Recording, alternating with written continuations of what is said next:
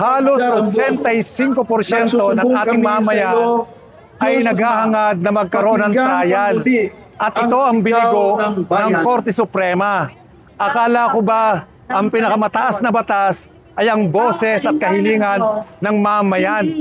Pero bakit sa usapin ng teknikalidad ay gagamitin nila para supilin ang kahilingan ng 85% ng mamayan na magkaroon ng trial at magkaroon ng pananagutan yung mga nasasakdal? Delikado to sa mga susunod.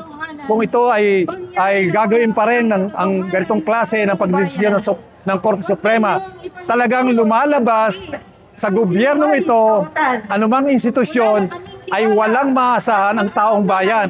Kapag ang kalaban ay mayayaman, malalakas, makapangyarihan, lumulusot. Pero kapag mahirap, mga manggagawa, maralita, nakukulong.